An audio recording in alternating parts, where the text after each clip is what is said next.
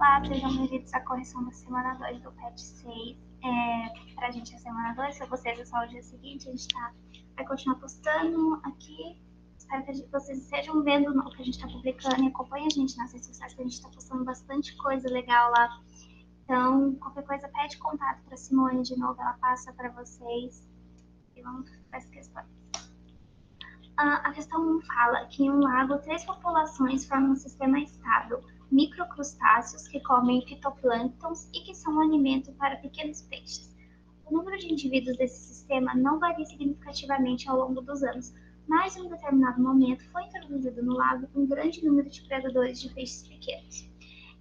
Ele pede para a gente identificar os níveis tróficos de cada população do sistema estável inicial e para apresentar as consequências da introdução do predador para a população de fitoplânctons.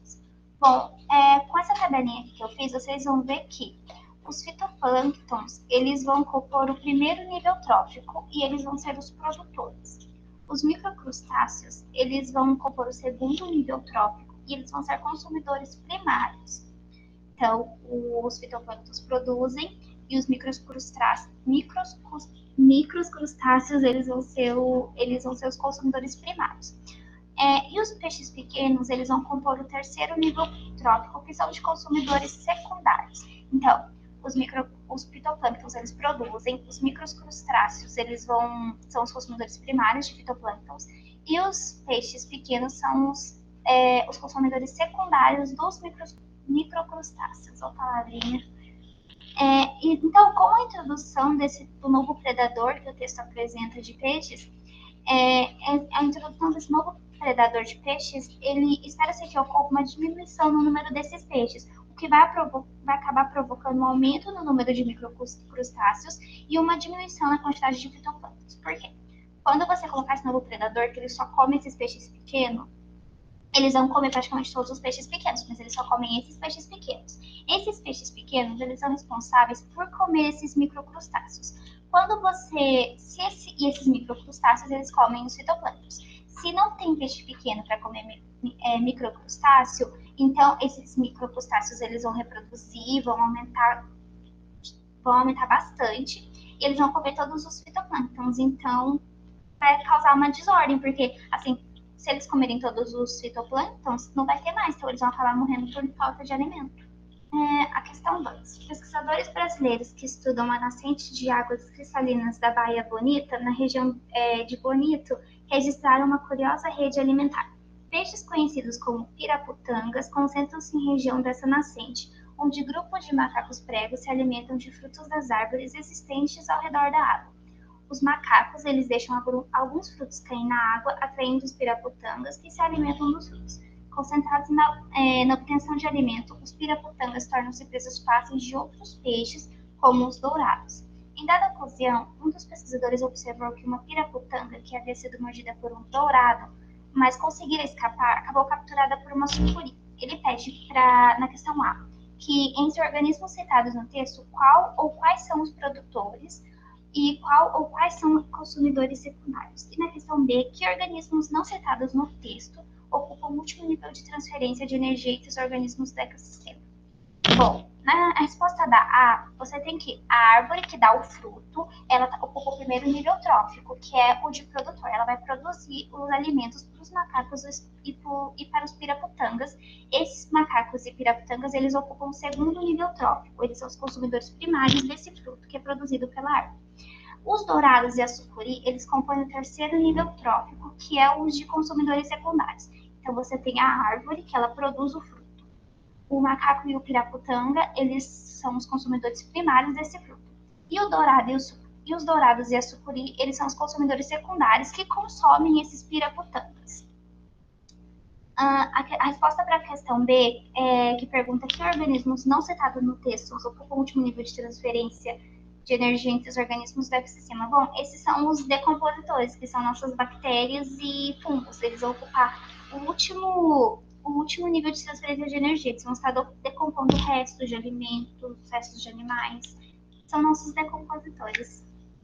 Questão 3. Cultivado aproximadamente 800 anos pelos orientais, o cogumelo shiitake é apreciado devido ao seu alto teor de vitaminas e substâncias que fortalecem o sistema imunológico.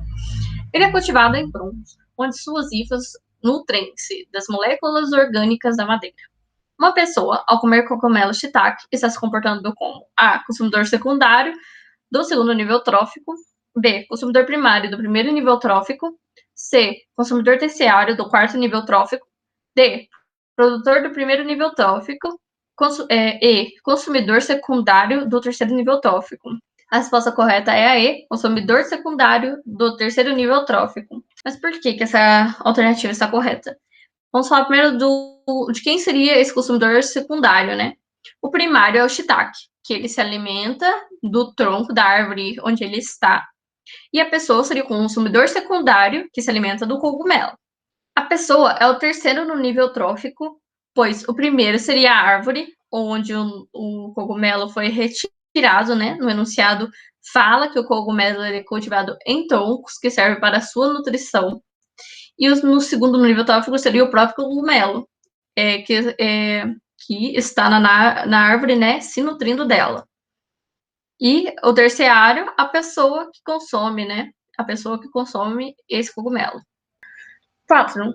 Considere o esquema que mostra diversos níveis tróficos ligados entre si, formando uma teia alimentar na qual ocorre a transferência de matéria e energia entre os organismos representados.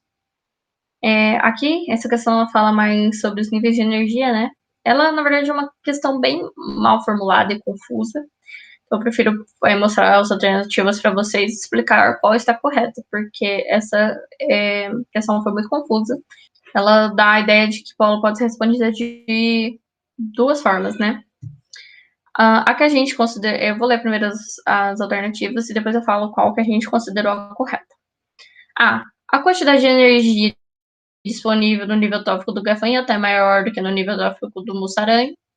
B. A quantidade de energia disponível nos níveis tróficos do camundongo e ratos é equivalente.